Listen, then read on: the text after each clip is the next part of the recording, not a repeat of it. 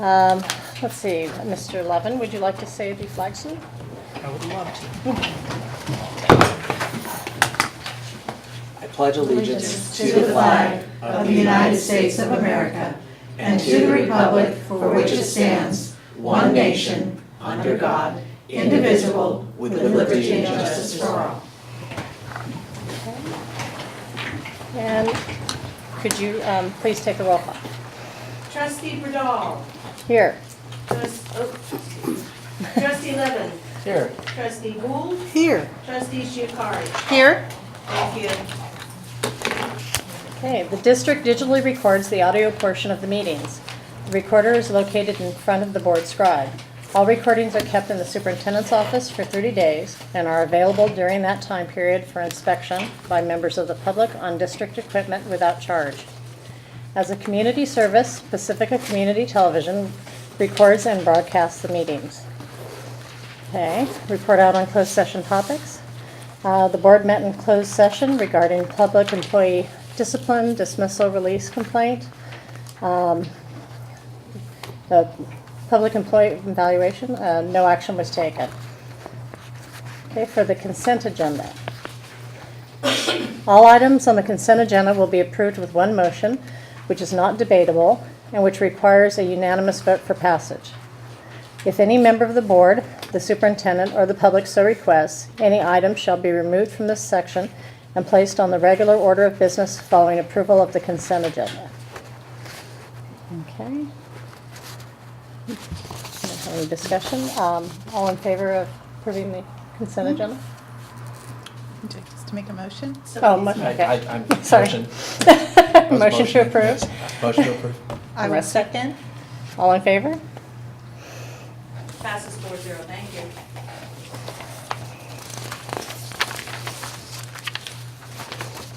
Okay, communications. This portion of the agenda is available to the public to address the board on any issue not on the agenda. The maximum time allowed for any speaker is 3 minutes. LSEA? Okay, CSEA? Nothing at this time. People wishing to address the board? Don't have any text. Okay, correspondence. No correspondence. Go through, pass through this. Okay, board superintendent communications. I can go quick. We're all going to be very short. This week was band camp at IBL for 6th, 7th, and 8th graders, and they came back for 3 days this week and met the new band director, and we're getting started with some marching and learning what instruments that they could check out. So they were all trying different instruments today. And then most of you know about the dog surfing contest, but the additional thing was that Cabrillo PTO opened up the parking lot, $10 per car, and they made over $1,600 in less than 2 hours parking, Wow. having people park their cars there. So that would be a very handy fundraiser from now on. So, and that's about it. Short summer. Okay, so I can't remember what I said last time, but went to the open house for Think Bridge, which is a camp that housed at Valimar each summer, and the kids get to. I had both my kids in there, so the kids go to every day go to a component that is thinking, and it helps them problem solve, and they do things like you have to build a machine that will do what? Please describe each part of the machine. They go to a component of music, they go to a component where they are literally physically building things, and they also have a computer component every day. And so it's put on by Pacifica School Volunteers, PSV, and it is really, really incredible. So I'm just so glad that we are able to work with PSV and put that together every year. I think it's the 3rd year for my older son and the 1st year for my younger son to go there. What else do I have for you? Another great amenity that we have here is last Friday we went and saw, at Cabrillo, we went and saw High School Musical being put on by Spindrift.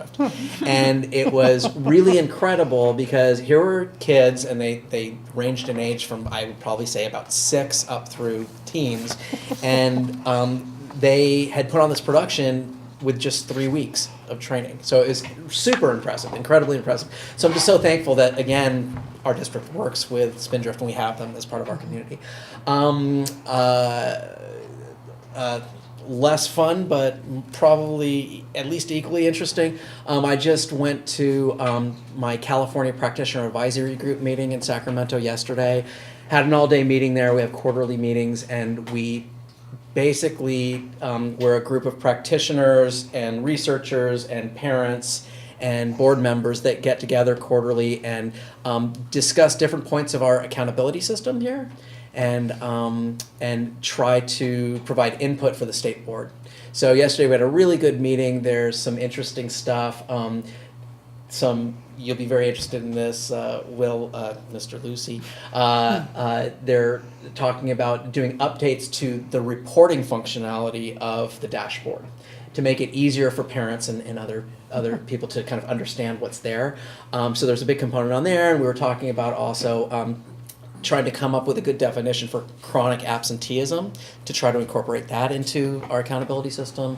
And also looking at how do you calculate graduation rates and the career in college the career and college readiness, which is a measure they've been trying to incorporate in the accountability system. So anyway, really good meeting, and good to have that at the start of the year, kind of gearing up for the school year. Makes your brain, start firing on all cylinders again.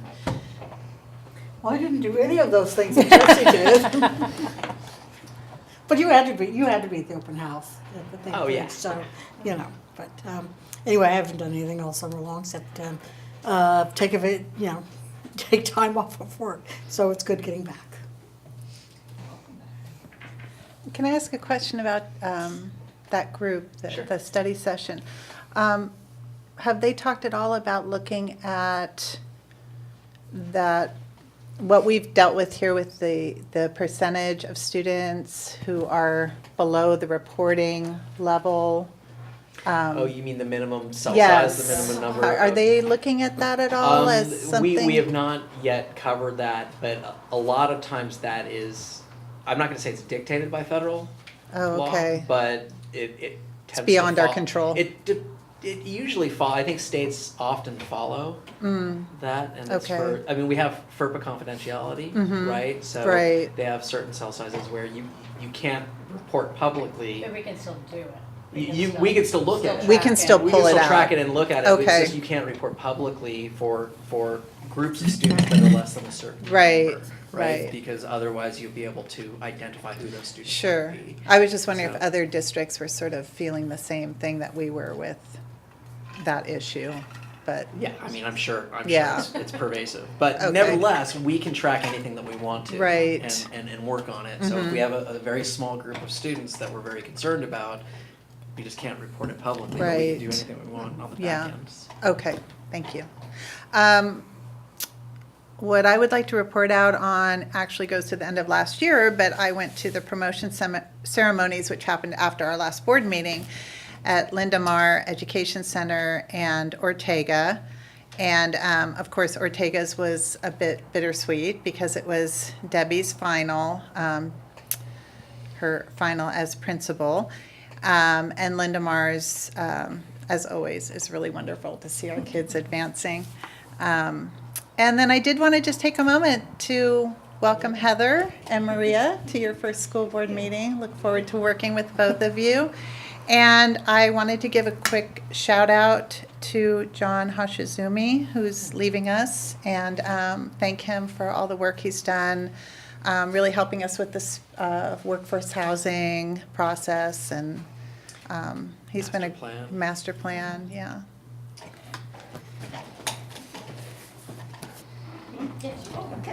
So, first of all, I want to thank the Board of Trustees for the opportunity to lead the school district as the superintendent.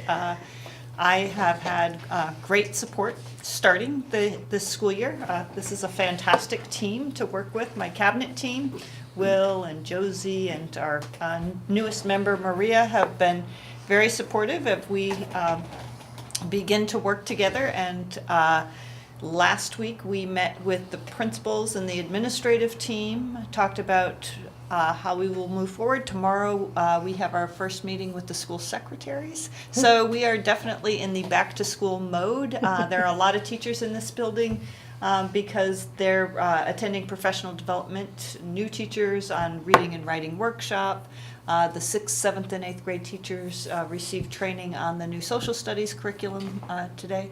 And so then on Friday is the new teacher orientation.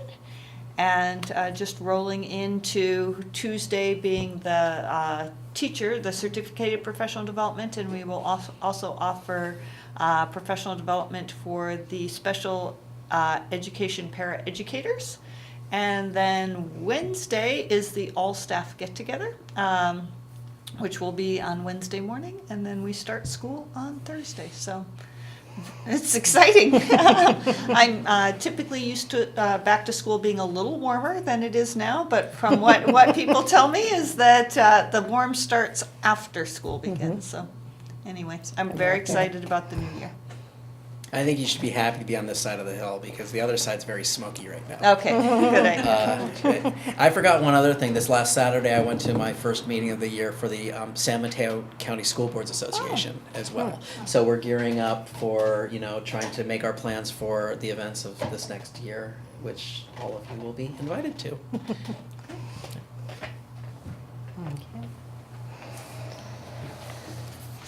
All right. District business, let's see, I have to skip one item. The district values the goals provided in our local control accountability plan and strategic plan. All of our district board agenda items are tied to these goals.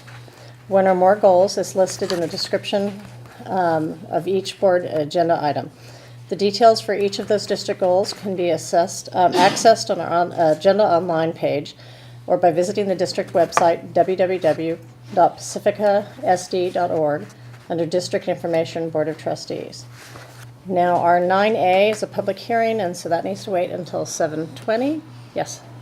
If I may, we do have some guests tonight, since we can't do the public hearing until 7:20. We have guests, we have Makiko from ISOM, and we also have John Palmer, who are here for the 9E, approval of the resolution authorizing the issuance of the sale of bonds. And we also have a guest for the bond oversight committee, although I only see one of the applicants in the audience. So I don't know if the board would prefer to move forward one of those items ahead. We'll go ahead with the resolution for the bonds, 9E.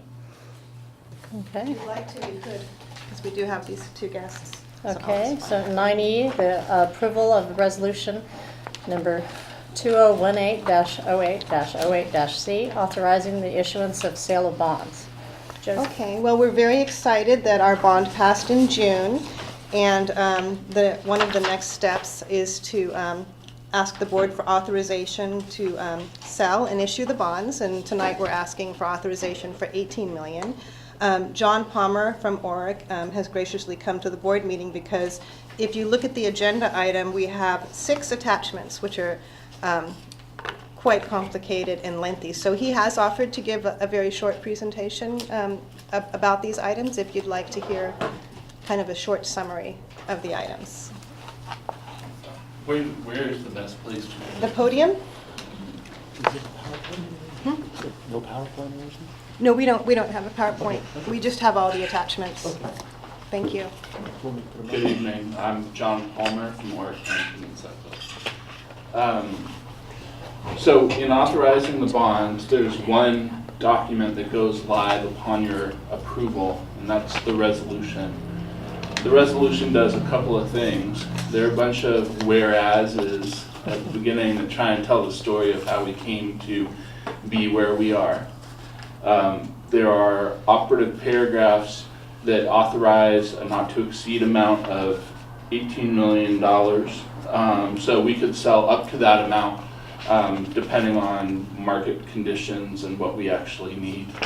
There are some of the specific sale parameters that you're setting forth, including the underwriter's discount, which shall not exceed 0.35% of the aggregate principal amount of the bonds.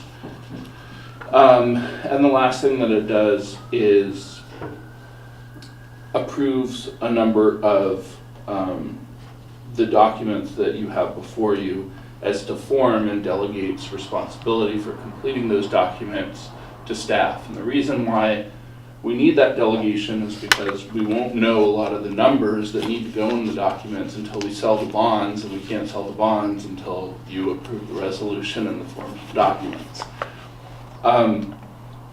The documents are, and I'll just go in the order that they appear in the resolution, the paying agent agreement. This is the document that actually contains the terms of the bonds, their maturities, their interest rates, how they get paid, how they can be redeemed, your relationship with the bank that actually acts as paying agent and reminds the county that they need to send a check, and then forwards that check on to the clearinghouse that serves individual investors.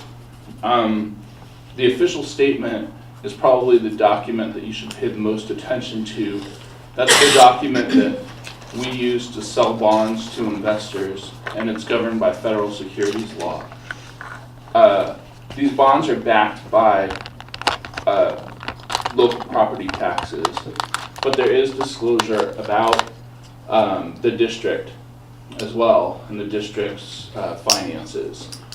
And I think the board should be reviewing these for big picture issues that you don't see discussed, or that you feel may be discussed incompletely. That's sort of the kind of thing that the board will be held responsible for missing.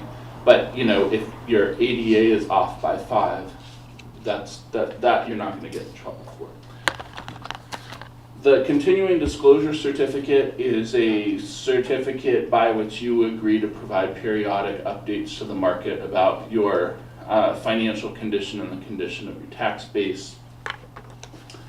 There's a form of tax compliance and continuing disclosure compliance guidelines, and these are intended to memorialize the compliance requirements for staff, so that if Josie ever leaves you, which we hope never happens, there will be on a piece of paper somewhere some guidance for her successor, so that her successor sort of won't have to start from zero. And there's the bond purchase agreement, which is the agreement by which your underwriter buys the bonds from you and resells them into the market.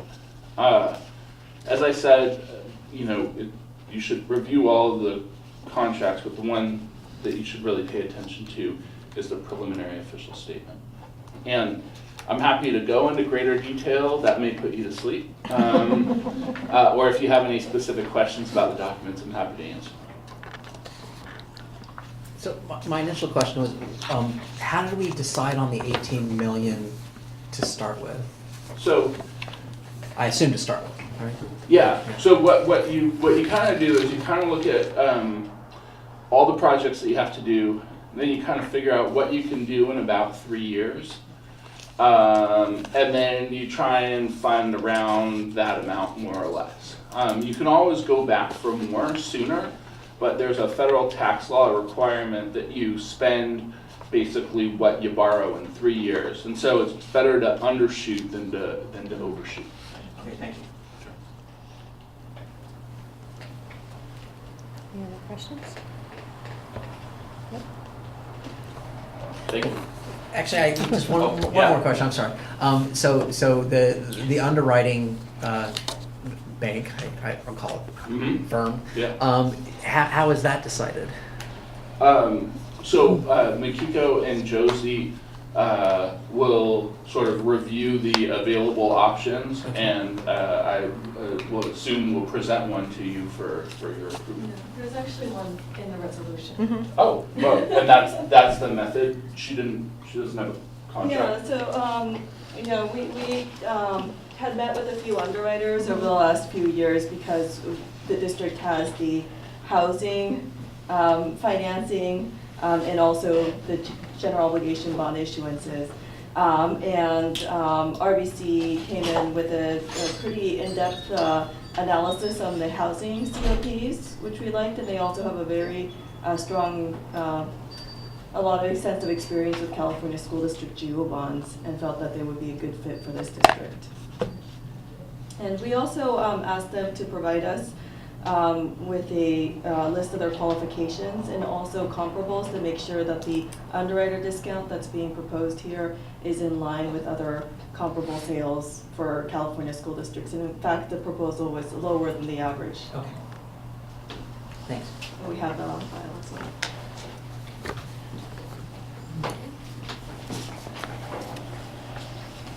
Okay, do we have a motion to approve Resolution 2018-08-08-C?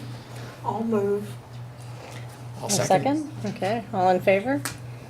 Passes 4-0, thank you. Okay. Thanks. Thank you. Thanks, Joseph. Okay, it's 7:22 now, so we can go back to 9A. The public hearing, increase of developer fee. Josie? So the developer fee, or sometimes called the facility use fee, is a fee collected when there's construction in Pacifica, when residents either, build new or update their housing. And the school district collects a fee for increased students, increased enrollment.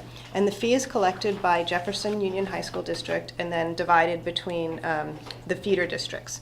So the state allocation board pretty much sets the fee for new construction, residential and commercial, and school districts can increase the fee based on a fee justification.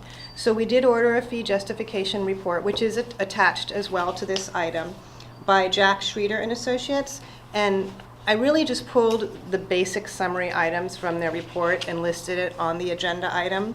The findings from their study basically concluded that we are justified in raising the fee, and you can see some of them listed there. Enrollment at the district presently exceeds a practical capacity, which is different than the capacity that we all look at, but they have much more detail in their report. They talk about new residential units and how much square footage and what type of population of students it would generate.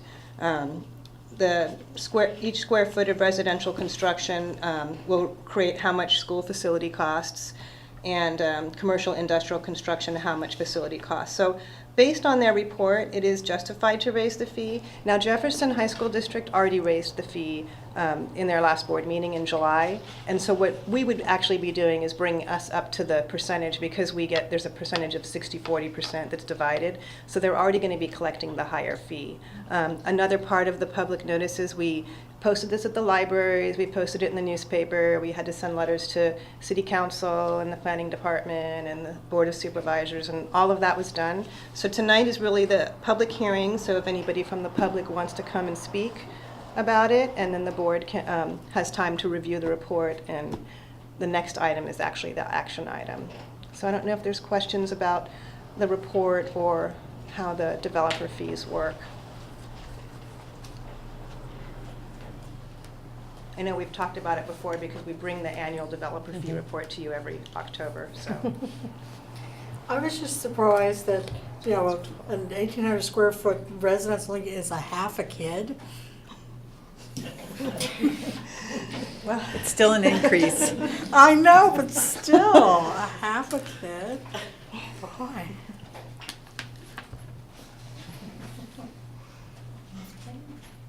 Questions or discussion? All right, so 9B then, the approval of the resolution to increase the developer fees, number 2018-08-08-A. So there's an agenda item and then there's a resolution attached, and basically, they raised the fee in January to $3.79 per square foot for residential and 61 cents per square foot for commercial industrial. We'll share the fee with the Jefferson High School District, and we would receive 60% of the fee. And you can see what the old rates were listed as well in the agenda item. And again, a copy of the report is attached to this. So does this apply to like remodels with additional square footage, or, okay? It does include, Because we don't- it includes We remodels. have basically no new construction. No, but we get a report every month. It comes through Heather's email, and she sees the addresses of where there is actually, you'd be surprised, activity in Pacifica. It's just, it's not really that evident when you're driving around. There's a new house on Long Island. So we have to have a kid. Yeah, we got another half a kid. It's got a turret thing in front of it. They're putting a Panda Express in the corner of Lindemar. I don't and- think Panda Express counts. Well, there's commercial fees too. Yeah, that's There's commercial. commercial fees as well. And in fact, the increase on commercial fee in relative terms is larger than the one. So I'm, if there's any discussion, I'm all for this. I think, if you look at the percentage increase, the relative increases for the residential and commercial, my back of the napkin calculation here is 18.4% and 19.6% for each of these for the residential and commercial. This is an increase since 2013. If you look at what's happened to the actual, property, housing market, it's gone up by more than 20%. So it's due time that we do this, right? I don't know. That's my quick rationale. Josie, what is the 60-40 split? Is that based on how many students each of our district has in the city of Pacifica? It Or goes back many, many years, and I have some kind of interagency agreement saved. I don't remember exactly, maybe one of you do, but I don't remember exactly how, but it was something that was signed many eons ago, 60-40 split. It's a great question. It is, Because I can pull shouldn't it that. be weighted according to the value of our properties, the relative value of our properties? I mean, we have several schools. There are two, arguably larger schools, the high but they're schools. dropping in But number of students. yeah, but I mean, this is for school facilities. Right. So regardless of how many students, you still have to upkeep the place, right? So I don't know. It's interesting. It's a really old document, and I have it saved in the archives. I'll pull it and I'll send it to you. Okay. Yeah, It's I'm just interesting. curious what that was based on. Thank you. Okay. All right, do we have a motion to approve the resolution to increase the developer fees? I'll move. Kathy's turn. So Do we have a second? I'll second. All in favor? That's 4-0, sorry. 9C, approval of Measure O, Independent Oversight Committee, and appointment of committee members. Josie? Okay, this is another exciting topic. So you can bring the board memo up. There are other attachments, but part of obtaining a bond measure is having the Citizens Oversight Committee, and we're all familiar with that from our parcel tax committee. There is a specific makeup of the Oversight Committee by law, and I've listed, I don't know if I can see that, the composition of the committee. We should have a minimum of 7 members. We should have somebody from an active business organization in Pacifica, an active senior citizens organization, an active bona fide taxpayers organization, and if you're a school district, you could have a parent. The community colleges had a different rule. And then if there's seats that are unfilled, they do remain vacant. We do need to make a good faith effort to fill all of the seats. We can't have employees or officials of the district serve on the committee, or vendors. We have to be very careful about that because we're a small city, and we try to use local vendors. So we can't have any vendors or contracts or consultants of the district on the committee. We did advertise in the newspaper. It was summertime, so I know it's kind of slow, so we can do some more advertising. But we advertised for 2 weeks. We posted it at the library. We didn't do any specific, public outreach, but we could with the senior community because there is a senior organization in Pacifica, and we could actually do a special advertisement for them. So with that, there's also a presentation that Kathy Mullen did, a very detailed presentation. It's posted on the San Mateo County website, and I attached that. I didn't think I'd go through the whole presentation in detail, but make it available for you, and if you have questions, we can definitely discuss it. We do have 2 candidates, which I emailed to you. I don't know if everyone was able to look at it, but I made copies in case anybody wants to review. Very good candidates. Linda is here in the audience, and we all know Linda from Valley Mar, and good qualifications. And the other person, I don't believe he's here, and I haven't met him, Dylan Paul. But, you know, Suzanne and I had some good conversations with him over the break, and he's very enthusiastic about serving on the committee, and they both, from their applications, would be great candidates. So tonight, I would recommend that we appoint these two members, and that I continue to advertise to make sure we can try to meet these specific groups. It's funny because I really was asking, like, what is this active bona fide taxpayers organization? And I'm like, looking, and I asked Makiko, what is this? And, you know, in Pacifica, I don't think there is. The one that came up was the Harvard and Jarvis Taxpayer Association. Harvard Jarvis, but it's not a Pacifica, it's not located in Pacifica. So it's just interesting. That might be, when you look at other school districts, the position sits vacant. So we can continue to make a good faith effort, but if the position sits vacant, that doesn't stop us from doing our business. The one thing I didn't really talk about was, I skipped over the top part, similar to the parcel tax, is it's an oversight committee. So the duties are very specific. When we meet with the committee, we will go over the duties, as Elizabeth has sat on the parcel tax, and we go over the duties every time. The board makes the decisions on the expenditures. The committee, after the expenditures are made, will review how you made the choices on the expenditures and compare it to the ballot language. And the committee will make a report saying whether or not you spent it according to the ballot language. But they do not have any say in how you spend it. It's an oversight of, did you spend it accurately? And they will make a report, a public report to the board annually. So, that's, yes, Andrea? So, and there's not a board member on this committee? No. Because it has to be independent oversight. Okay. So approximately how frequently do they meet? I think you could meet, you know, if there was a lot of activity, you could meet quarterly. I can't remember exactly, I don't know if it's recommended once a year or twice a year, but, Okay. you know, depending on how much activity. I thought it said quarterly. It was quarterly? Good, you read that very closely. So. Quarterly? You don't want to come That's monthly? a quarterly. Yeah, so it's all, You wanna come we have monthly? bylaws attached as well, so, and I think quarterly's good. And they are looking at things that in arrears, like Yes, the money. yes. They're not looking ahead of where the money's going to be spent, but wasn't spent correctly. Yes, we will come to them with a fiscal report, an expenditure report, and also have the ballot language, and we will explain what we spent and what our projects were, and they will determine, does it fit in the ballot language? But if it's already happened, then what happens if they say it doesn't fit in the ballot Well, language? they'll make a report, Yeah. you know, a public report, and the taxpayers would lose faith, Oh, okay. you know, faith in the district that we're spending the monies appropriately. So the bylaws say that the committee shall meet at least once a year, but no more than quarterly. So, but that's a lot. I mean, quarterly's a lot considering these are capital Yeah, no, projects. that's- You can't get that much going You on. can't build that fast. If it's an independent committee, would it be inappropriate for board members to talk to members of our community and ask them if they'd like to be part of it?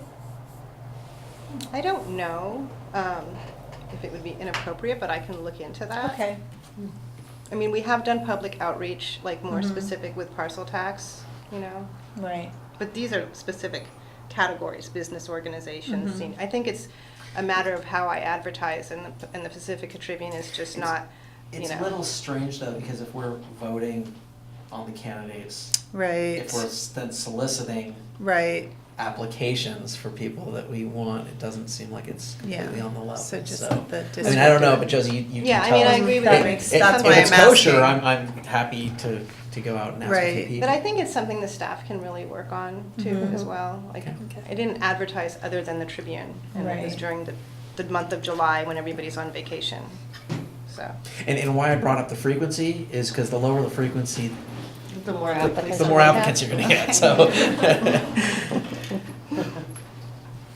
I'll advertise annually when I put another ad out. Yeah. Every 2 years. On average annually. Okay, do we have a motion to approve the appointment of the committee members? I will move to Yes. appoint the committee members We have a as second? listed. Your turn. I will second. All in favor? Passes 4-0 to appoint the 2 committee members. To appoint the 2 committee members. Welcome. So welcome to the committee. Yes. Thank you. Every month. Thanks, Makiko. Thank you. Thank you. Thanks, John. Okay, 9D. Approval of Resolution 2018-08-08, -B, authorized signatures. Josie again? This is a routine item that's really going to help the flow of the work in the district office. It's just basically authorizing Heather and Maria to sign on behalf of the district and be able to pay the bills and all those fun things. Okay. Do we have a motion to approve? I move that we approve. You don't want to pay the this, bill? Do we have a second? I'll second. All in favor? Passes 4-0, thank you. Easiest vote of the year. Yeah, You can pay all the bills, okay. 9F. maybe Heather has something she'd like to say. You sure you want to do that? Okay, 9F, notice of intent to hire. Maria? Oh, yes, well, it's my pleasure to bring this recommendation forward to you this evening to approve the hire of Miss Christy Parenti Curtilla. She has been employed by the district as a paraprofessional in our special education program in a special day class, and she is a very strong candidate and has decided that she would like to pursue her teaching credential. And she's taking advantage of the San Mateo County program, incentive program for difficult to recruit special ed teachers that helps defray some of the costs of obtaining your credential. So we're very excited to watch her take this step in her career, and we recommend that you approve her hire.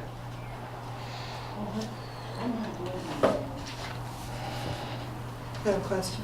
How long has she been working for us as a paraprofessional in a special ed class? You know, I don't have that information handy. I'd be happy to research that and share it with you. And since I'm new, I don't have that history. But I do know that my staff in the Human Resources Department spoke very highly of her and seemed very familiar with her. So I'm sure she's not a recent hire. I'm sure she's been with us for a while. Because, we are talking about our most vulnerable children. Yes. And I know that we always have to make exceptions because we can't, it's hard to hire special ed, but, and hard to hire SDC, but, there's more to being a special ed teacher than just loving the job and loving working with kids. There are so many legalities that go along with these positions that I'm always kind of, hesitant to not have enough information about who we're hiring for these positions. And this is someone that does not already have a multiple subject, right? That's correct. That is correct, but she has had some experience in the classroom. She will also, as is required for the PIP, which is the pre-intern credential, or the pre-intern authorization, she will have a mentor in the district who will be coaching her and supporting her.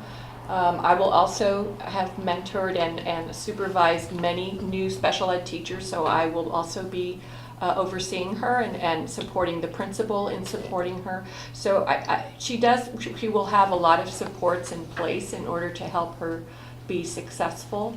I also to be honest, I kind of pride myself after all these years in special education in recognizing a good teacher, and I have had some interactions with her, and I do have a good feeling about her, and I do believe she will be a successful teacher. So I think, and we also did our due diligence trying in recruiting a credentialed teacher. It's just very, very difficult right now out in the field. So I feel that all of those things considered, that she will do a good job for our students, and that our intention is to put the supports in place to help her do that. However, if you would like more information, I'd be happy to do a little summary of her resume and send it over and send it to you for your review. I would like that. I share Andrea's concerns. Okay. So I agree, more information is always better. With respect to Trustee Gould's concern, we have one more piece of information that we could bring into play here that I could swear that we had the same discussion about a year ago with another person who was in the exact same boat. And I would be interested to see how this individual has progressed in their professional career, and to see how things are sort of going. thrive here Sure. or not. So I can't remember his name, but okay. But anyway, it was very interesting. It'd be very interesting just to see how they're doing to make sure that things are going as planned in that case, and if anything, if we vote on this affirmative, then make sure that any challenges that were had in the old case are not apparent in this case. Repeated, okay. Well, so how would you like me to gather that information and send it to you, and then? Well, I think we'd all love the resume, the CV, but that information, if you wanted to email your thoughts on how the other one is doing, Will that'd be do. great. Yeah. I'd be happy to. Yeah, and I just want to make it clear, my concerns are not about this particular person. And I realize we're in a hard place, as are many school districts, with acquiring special ed teachers at this time. But again, these are some of our most vulnerable children, so we just want to make sure we're really providing for them, and also providing for this new teacher who's going to be in this place early. And I'm concerned that this person doesn't even have a multiple subject, much less, so that's kind of, they're already down by 2 credentials. I reiterate that there's more to it than, 11 kids. There's legal documents, and, that they do get the education on that. I mean, there is a reason they have to go and do the extra year for special ed, right? There's more to it. So, but if we don't take action on this, would we start off the year with a long-term sub? Well, actually, we can't even put a long-term sub in for a special day class. We have to, the longest a sub can be in there is 20 days, consecutive days. And I've been in that spot too, and it's very, very hard on the children. So, and it's sometimes even hard to find even a sub. So that would be the alternative, right? So I think this also just calls attention to the severity of the situation in terms of the teacher labor market, especially for hard to recruit staff like special ed or EL for that matter. But it tells us that we have to redouble our efforts, and because if we're keeping on using this solution, we can't continually do that, right? Right. So it would be good to. So the next board meeting's on the 29th, so that would be less than the 20 days, but so do you want to vote on this now, or do you want to hold it over with a sub, starting here with a sub, or? Well, if we do start with a sub, can we ask her to, be in the classroom, so that she is with the kids from day one? Can we ask Curtilla to be in the classroom? Or if we put this... As a visitor? Well, right now, if she wasn't going to teach this class, she probably would have been the para. No, we don't have a para vacancy in that class. Can we hold a separate vote without without being in a called for a regular board meeting, can we hold a separate vote after we get this information just and have to be- review? Be Hold a posted. special meeting? Yeah. To vote on it? Do we have time for a special meeting before next Thursday? Like- It's on Thursday. So Tuesday or something, or? Are you out of town? No, I'm here. I Oh. just feel like we're cutting it close, and I would like to lend my vote of confidence in your decision, or in your suggestion. And from my point of view, we're talking about a year, and a year's a long time. That's our commitment, right? To Right. have the person in place, and we can certainly review, pay close attention to her progress as we go, and that might best serve the kids, or better serve the kids. I don't know, best, but better serve the kids. That's, I mean, we're cutting it awfully close. I'm happy to do a special meeting if that's what you guys want, you know, and I can make time for that, absolutely. But from what I've heard, you know, I think we should probably vote on this now. And What I hear from you is concern about this practice of hiring folks without a credential. Just to keep in mind, and I heard Michael Kirsch say that this spring, is that in special education, the lack of credentialed teachers is an emergency. We all see math and science teachers, especially secondary math and science teachers, having a shortage, but it's nowhere close Yeah, to it is. special ed. So this is a systemic statewide problem that with Maria's help, I think we can start to seek out folks and develop programs, but they are going to have to be, on the state level, it's an emergency. And that's where I was kind of going with that. If we, you know, we're doing this twice in 2 years, right? And so if we could try to strategize. Yeah, if I could just put a little more context in it, that I'm really happy and impressed that we only have one that we need to do this with, compared to other situations. I think that's very, very good under the circumstances that we're facing right now. So So I one- know one- even one is one too many, but I'm relieved that it's not more than one. I have a question. If we don't sign the contract, will she go possibly to another school district? She could. She might. There are other districts that are providing that same. And offering signing bonuses. Yeah. Right. Maria, did you say that you are going to be the mentor, or you're in addition to? So she needs a colleague, like a master teacher or a veteran teacher in the field that will to mentor her, and that's required by the PIP, by the preliminary permission.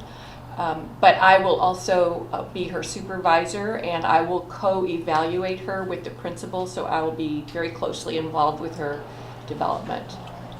Yeah, and I have also been working on, building a framework for the special education department for the entire staff to have ample opportunity for collaboration and for professional development in-house, so that, and she will certainly be a part of receiving those supportive services. So I think that all in all, that just the whole context will be a supportive one for her. I totally agree and understand that it is probably one of the most difficult jobs in the teaching profession.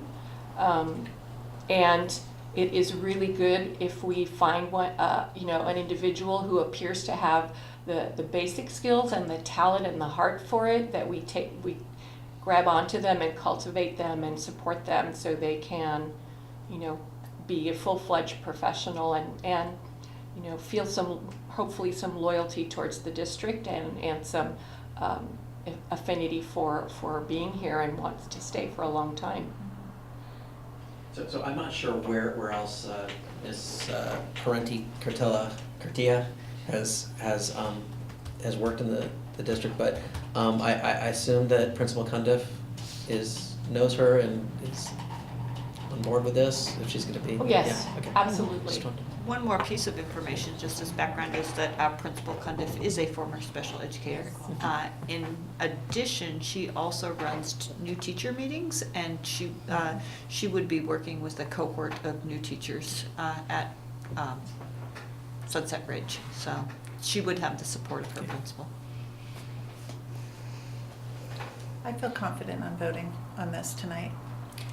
So,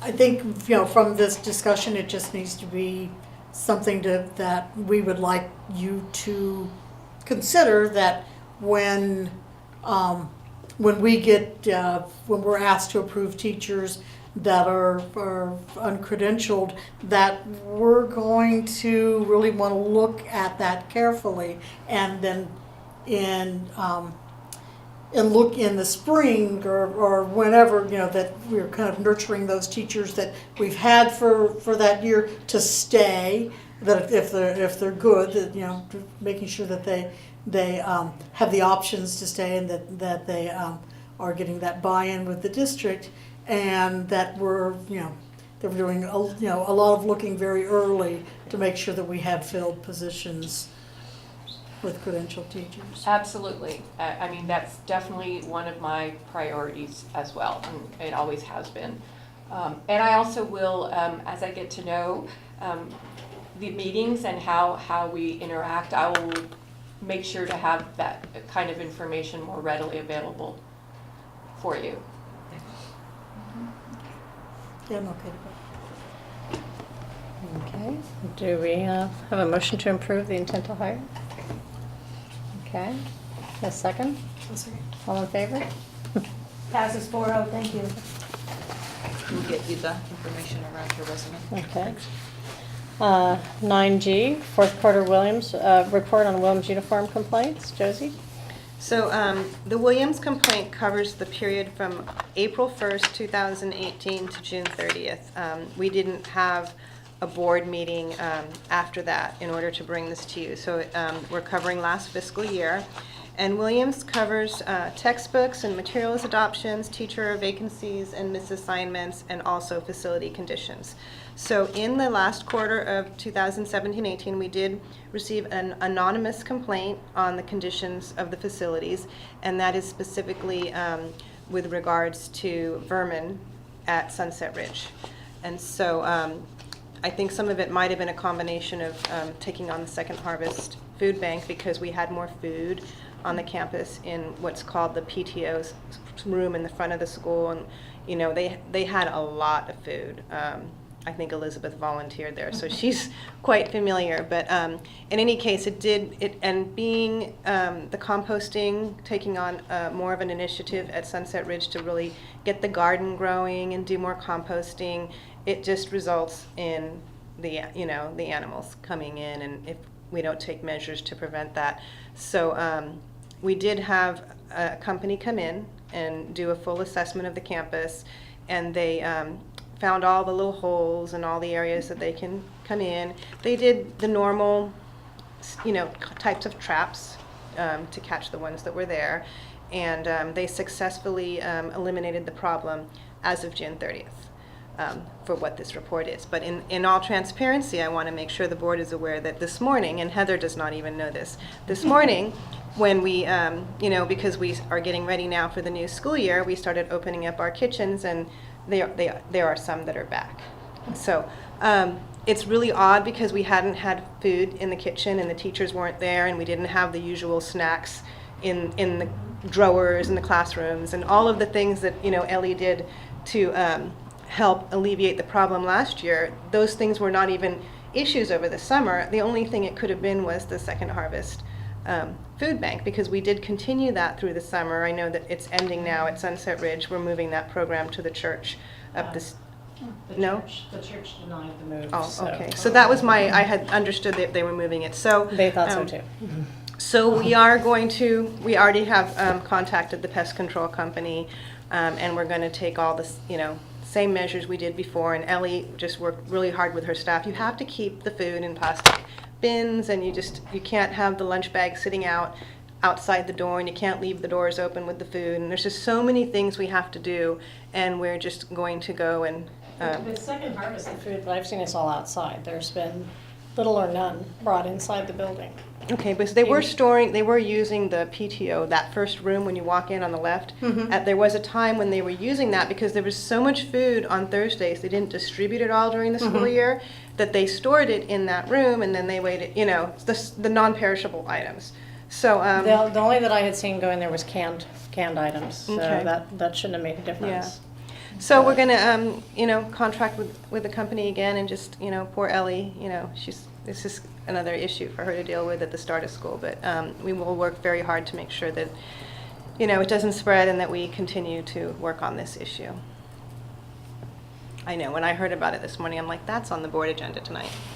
But the second harvest is nowhere near the kitchen area either, so that's. No, it's in the that's front yeah, of the it's on school. opposite end of It's in the front, campus, so, Yeah, yeah, the garden is up the there though. garden's there. And the composting.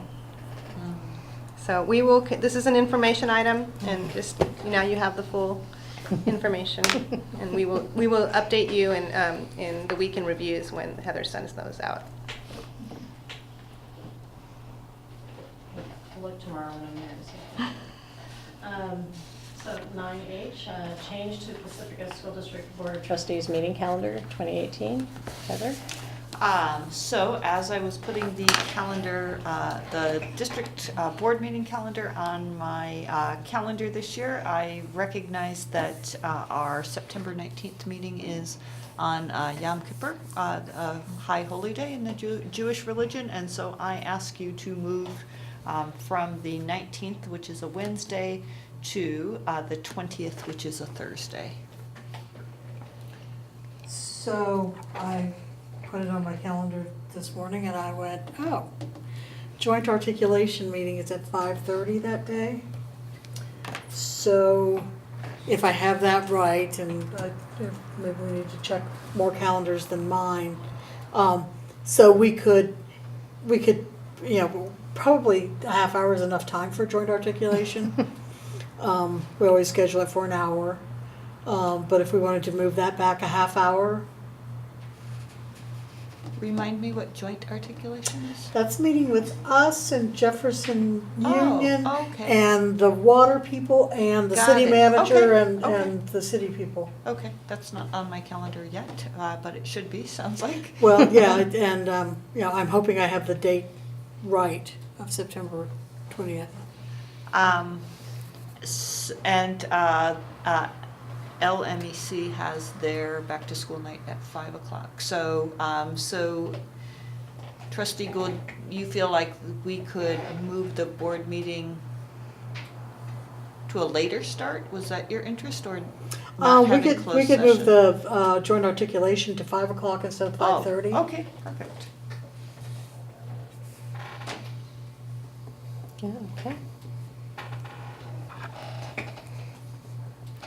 Right, do we have, we can't move it to the Tuesday because that's the beginning of it, so wipes out that evening too.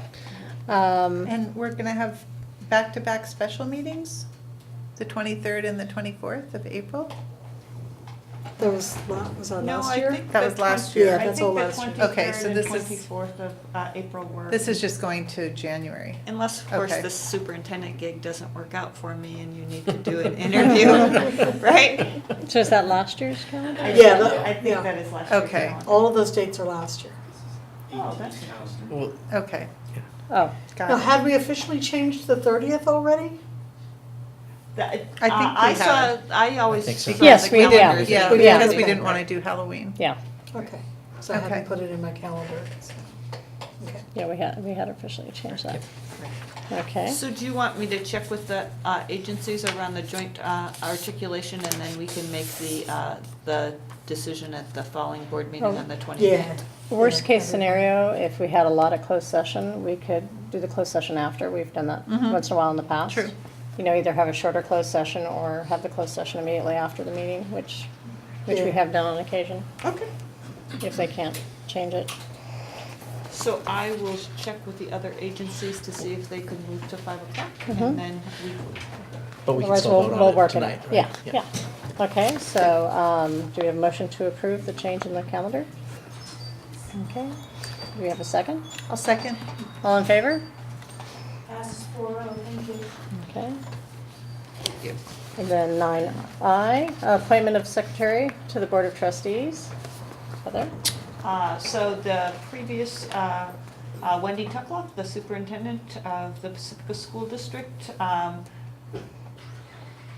retired, and she was the current secretary, and so I would ask you to appoint a new secretary, particularly the role of superintendent as opposed to me specifically.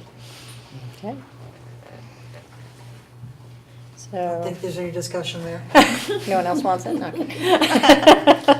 Do you have a motion to approve the secretary being the current do that. superintendent? I'll move that. Okay, a second? I'll second it. All in favor? Passes 4-0, thank you. Thank you. And now we get the board bylaws and board policies. Josie? Board Seven. policies? Yes. So this is the first reading, CSBA March 2018 manual maintenance, and Pacifica School District uses CSBA, the California School Board Association, to help us in updating our board policies. Back in the 2000s, we caught up on all the updates, and now we get quarterly updates from CSBA with new laws. And what we've been doing is reviewing the new laws that CSBA recommends and comparing them to our old Pacifica School District policies, and then making a recommendation to the board of which policy to accept. So for these items, they were sent out to the board for early review. This cover page summarizes what the new laws were. So for AR 3230 under federal grants, it just clarifies that districts who are federally funded by the Child Nutrition Program also must comply with what the procurement standards are. So I don't know if there's any, I was just going to go through the summaries and see if people have questions. Do you want to just go each one at a time, or go through all of them? We'll stop you if we have something. Yeah, so just, Okay. I guess, call them off, and if you have any questions. The next one is the integrated pest management system, which applies to childcare facilities, and a new regulation, which is really where districts are around agricultural, it restricts the spraying of growers in agricultural areas. It doesn't apply to us. And then the one that's pretty much most applicable is the ARBP 3551 for food service. We talked when Lori did her presentation in the spring about how you have to have a meal charge policy, and it's published on our website and is distributed to the parents as they come back to school. And then the no shaming law, where you have to make sure that both regular paid students and students who are on free and reduced, that there is no shaming, and that they are all treated the same, so that they cannot be identified or overtly pointed out. There's also the new law, SB 557, which authorized the donation of foods. Like if you have a sharing table where students don't eat all of their lunch, they could have a designated sharing table, and we could either keep some of the food if it's packaged and reuse it, or you can donate it to a nonprofit like the Pacifica Resource Center. So this new law we haven't implemented yet, and our staff, Lori, our child nutrition supervisor, is currently researching and thinking of ways where she can implement this law in the new school year. And she's thinking right now about maybe piloting it in the breakfast time, rather than trying to roll out this sharing table district-wide, maybe just picking one site and picking the breakfast program, because it's going to be difficult to monitor if a student puts a peanut butter and jelly sandwich, or, because we call it a sharing table. Well, you could bring something from home and think that you can share it, but you can really only put packaged foods that are unopened, whole fruits, or milks that are unopened. So she needs to put a lot of thought into this. Once she gets the school year up and running, she's not going to try to start this off in August. She's looking at waiting a couple months into the school year and then piloting it at breakfast. And this policy really just gives her the option to do it if it makes sense for her. So I think that was the one that applied most to us. And there was another one, BPAR 3553, applying in areas where there's very high poverty schools. Our school district doesn't qualify for that high poverty, You talked about the no shaming. What about ones that are behind on their bill or Okay, so have not paid? That's But back yeah, to the, That's she part she of it. moved on to 3553. So that one is the other one. So we basically don't have a borrowing policy in our school district. So for paid students, if they don't have a lunch, they are offered a full salad bar with a drink. And everyone is treated the same. So it wouldn't be that, oh, you have a negative balance, and so, you know, you're gonna go through the salad bar. Everybody gets the same treatment of, here's a container, and you can have as much as you want from the all you can eat, fresh fruits and vegetables from the salad bar and a milk. The only question that I had, which again, the sharing table isn't up and running yet, but was surrounding food allergies. Because, you know, a lot of the package, like the granola bars and things, have nuts in them, and the nut allergy seems to be one of the biggest, you know, issues. So that's the only thing that I'll be curious to see how Lori addresses that. That's the difficulty she's Yeah. facing, is it's gonna be almost a supervision issue in the Right. lunchroom, and a signage issue. How does she promote it? So that's something we have to work with the principals on, and that's Right. why she's thinking small breakfast pilot at one of the schools. That makes sense. It's a great idea, though. It's a wonderful Yeah, idea. It's It's really just, nice. if it's something we can manage, and if we have enough to bring to the resource center, I don't know that we have enough that's worth bringing to the resource center. So I like the idea. I'm just wondering whether the breakfast is the appropriate place to pilot this. I'm not sure how many students actually eat breakfast. Sunset Ridge has quite a bit. Yeah. Okay. A lot of that is packaged, a lot of the breakfast foods are packaged, as I recall, so it's probably the best one to. It'd be great. I mean, I'd like to hear about models where this is done elsewhere that we can learn from. And she's part of SNA, School Nutrition Association, here in the Bay Area and in California, so she's trying to get out and attend meetings and network and Yeah. talk to neighboring school districts and see if someone has a successful share table. Certainly, there's no So- reason to reinvent the wheel if there are programs out there that are operating very smoothly. Yeah. Right. 10B, manual maintenance from Will. Okay. So, just like Josie said, you know, the history behind of our board policies and how we review district policies, and how it was updated in 2002. The series I'm referring to is the 6000 series, which is around education, and there were two main board policies that were part of, and an AR that was connected with one of the board policies. There was the student assessment policy, and that had to be that the data on student assessment results shall be based on the district's identity and review of student achievement goals and the district's local controlled accountability plan, and evaluates the district's programs in order to identify needed improvements as appropriate, evaluate staff performance. That section of that board policy was taken out because we don't use data assessment to evaluation of performance, but the rest of the student assessment board policy 6162.5 was keeping us up to date with the new data results with regards to our new ESA federal programs and mandates and protocols that we need to go through as far with data. The other one, which was attachment B, which was 6162.5. Yeah, student assessment. And AR 6171, which refers to title programs. There were sections were deleted that as they pertain to high school. So the CSBA sample was utilized for this policy, and again connected with the new, or the fairly new ESA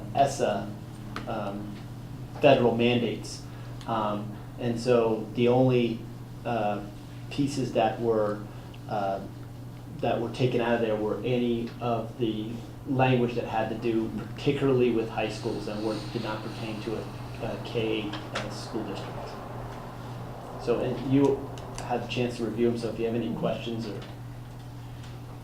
Yes. So, coming from the feds. They're ESSA is kind of recommending this evaluation of staff performance based on testing. And we get to cross it out because that's not part of our contract. But it's coming through a CSBA language that this is coming down from the feds and from the state, that this is something that we're supposed to be thinking about. Yeah, well, this language was part of the initial policy that we already had and had been crossed out before due to it not being consistent with our contractual agreement with our labor partners. So when they redid this language so that it was more connected with, they just left that the CSBA sample reverted back to as appropriate, evaluate staff performance. So again, we are again crossing that part out because again, for our district, with regards to our contractual obligations, that we're not using student data to evaluate. Okay, so that was old language, it's not It was old new language. that we Yeah. put in. So- I think we should just be clear that crossing that out does not put us at risk of losing any title money. Yeah, no. it Okay, doesn't. so if that's your concern, Yeah. not that we get a lot, but every bit helps, so. Yeah, no, that's correct. Have any other questions for Bill? Okay, future agenda items? So is this where I ask for future agenda items, or are we Or- talking or about you the tell things us on what the you- docket for what next? you have coming? For next time? We will have a Silicon Valley community grant that didn't even make it onto the paper for this, for your approval around early learning. I think when I was here this spring in the audience, I remember that we had applied for that. Maria and I get to do the next round of manual maintenance, and I'll do the 1,000 series, and Maria does 4,000 and 5,000, so that will be for first reading. And then there were some things that had been on the docket in the previous year. So the board bylaws, conflict of interest, attendance awareness month. We get to certify the results of the Measure O election, which is a great victory. And then ESS update by, just for information by Mr. Lucy. Yes, sir? Can I share something that just came up today? Sure. The LCAP review that was done by the San Mateo County Office of Education. It was a great response because there was very little we had to do. I had a comma in the wrong place in one of the documents, but I am required to inform of the 2 small little changes that were made to it to make it a more accurate document. So at that 29th meeting, I'll just put it as part of my ESS update, but I will be talking about those minor changes. But they require official board approval, or? Not a it's board, for but just their for information. Okay. Are there other topics you would like on next week's, or end of the month agenda? Okay. Okay, And we should just point to the dates of back to school night yeah, that we're gonna have to put on our calendars. I'll do that That- right now. almost all fall on the same day. As usual. As usual. Okay, so we will adjourn the meeting at 8:50.